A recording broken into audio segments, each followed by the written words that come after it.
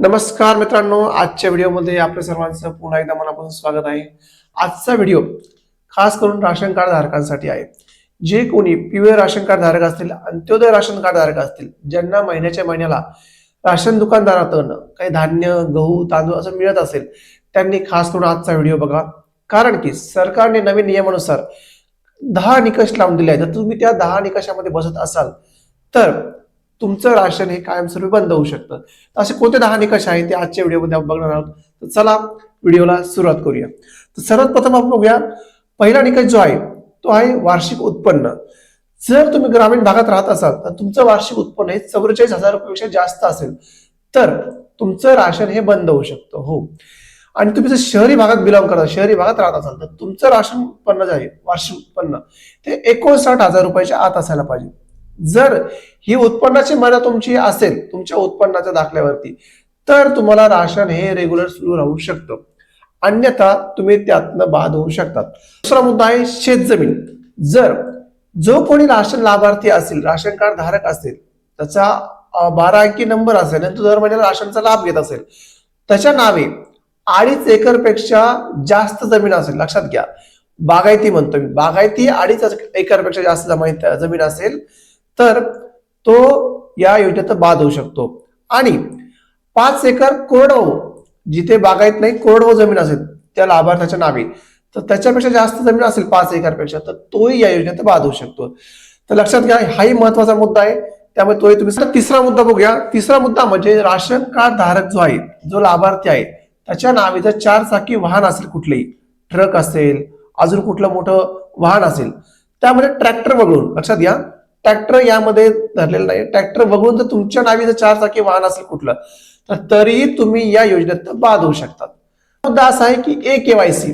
जर ration card लाभार्थी जेवढे असाल आणि तुम्ही जर राशन कार्डची केवायसी केलेली नसेल तरीही तुम्ही यातनं तुमचं नाव वगळू शकतं की तुम्ही यातनं बाद होऊ शकतात. तर मग सर्व राशन कार्ड जे धारक आहेत त्याचे नावं राशन कार्डमध्ये आहेत, तर त्यांची केवायसी ही राशन कार्डमध्ये अपडेट झाली का हे तुम्ही नक्की जाऊन चेक करा. तुम्ही घर बसल्या तुमची केवायसी करू शकता. अतिशय सोपा आहे. या संदर्भात आपण युट्यूबवर व्हिडिओ पण बनवला आहे, तर त्याप्रमाणे तुम्ही तुमची केवायसी करू शकतात. तर पुढचा 5वा मुद्दा आहे 6 महिने राशन न घेणं. जर तुम्ही राशन कार्ड धारक आहात, तुम्हाला राशनचा लाभ मिळतोय, महिन्याच्या महिन्यात तुम्हाला तांदूळ, गहू असं काही राशनचा लाभ मिळतोय आणि लगातार तुम्ही जर 6 महिने जर राशन घेतलंच नाही तरीही तुमचं नाव राशन कार्ड या योजनेतनं वगळू शकतं. त्यामुळे लक्षात घ्या, 1 महिना गॅप पडत असेल तर सांगा की मी बाहेर आहे, त्यामुळे एवढे 6 महिने गॅप पडू न येता रेग्युलर राशन घ्या, जेणेकरून तुमचं राशन मधनं नाव कमी होणार नाही किंवा राशन या योजनेत तुम्ही बाद होणार नाही. नंबरचा मुद्दा आहे शासकीय कर्मचारी किंवा निमशासकीय कर्मचारी. महत्वाचा आहे, खूप लोक असे आहेत की शासनाचे कर्मचारी आहेत तरी या योजनेचा लाभ घेत आहेत, पण शासन आता ही चौकशी होणार आहे की जर तुम्ही शासनाचे कर्मचारी असाल, निमशासकीय कर्मचारी असाल आणि तरी जर तुम्ही राशनचा लाभ घेत असाल तर लक्षात घ्या, तुमच्यावरती सुद्धा कारवाई होऊ शकते आणि तुमचं नावही या राशन कार्ड मधनं वगळू शकतात आणि तुम्हाला योजनेचा लाभही बंद होऊ शकतो. तर महत्वाचा मुद्दा आहे, सर्व शासकीय कर्मचारी लक्षात घ्या. तर पुढचा महत्वाचा मुद्दा आहे आयकरदाता.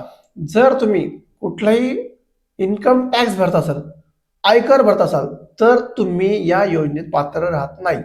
कारण की आयकरदाता तोच व्यक्ती राहतो, त्याची उत्पन्न मर्यादा ही जास्त असते आणि अंत्योदयसाठी किंवा पिवळ्या राशन कार्ड धारकासाठी किंवा राशन कार्ड या लाभासाठी आपली उत्पन्न मर्यादा ही आपण ठरवून दिलेली आहे. शहरी भागासाठी 59,000 रुपये आणि ग्रामीणसाठी 44,000 रुपये आणि आयकरदाताचं उत्पन्न ह्याच्या 4 पट असतं. त्यामुळे आयकरदाता जो कोणी असेल, टॅक्स रिटर्न जे कोणी भरतात, ITR जे फाईल करतात, ते या योजनेसाठी पात्र राहत नाही. तर पुढचा मुद्दा दुबार राशन कार्ड मध्ये नावं. जर एखाद्या व्यक्तीचं नुकतंच लग्न झालेलं असेल आणि त्याच्या फॅमिली सोबत त्याने वेगळं राशन कार्ड बनवलं असेल, परंतु त्याच्या लग्नाच्या पहिले त्याच्या आई वडिलांमध्ये कधी नाव असेल राशन कार्डच्या मध्ये, त्यावेळेस काय होतं की त्याचे 2 ठिकाणी नाव असतात, म्हणजे आई वडिलांच्या याच्यातही आणि नवीन फॅमिलीमध्ये पण. तर त्यामुळे तो दोन्ही ठिकाणी त्या योजनेचा लाभ घेतो. तर असं कुठे कुणाचं असेल तर ते लवकरात लवकर त्यांचं एका ठिकाणी नाव कमी करा. जर असं त्यांना योजनेमध्ये आढळलं, त्यांच्या चौकशीमध्ये आढळलं, तुमचं नाव दोन्ही ठिकाणी बाद होईल, तुम्ही या योजनेत बाद होऊ शकतात. त्यामुळे नक्कीच हा मुद्दाही महत्वाचा आहे. तर पुढील मुद्दा आहे रहिवासी पडताळणी.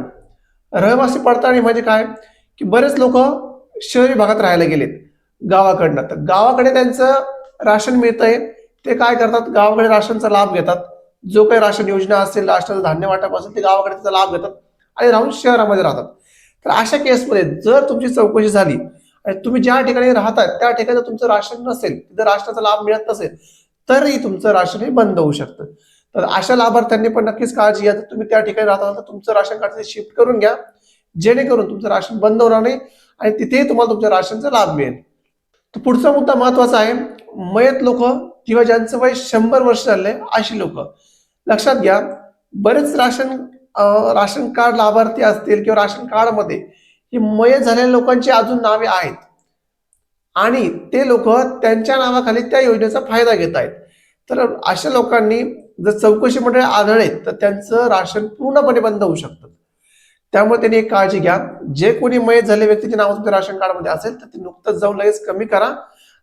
तर नक्कीच मित्रांनो, आजचा हा व्हिडिओ राशन कार्ड संदर्भात आपल्याला कसा वाटला, जे 10 निकष सरकारने लावून दिले होते याबद्दल आपलं काय मत आहे नक्कीच आम्हाला कमेंट्स मध्ये कळवा. आणि आजचा व्हिडिओ आपला आवडल्यास एक व्हिडिओ लाईक आणि चॅनलला सबस्क्राईब नक्कीच करा. तर नक्कीच भेटूया पुढच्या व्हिडिओमध्ये. तोपर्यंत जय हिंद, जय महाराष्ट्र.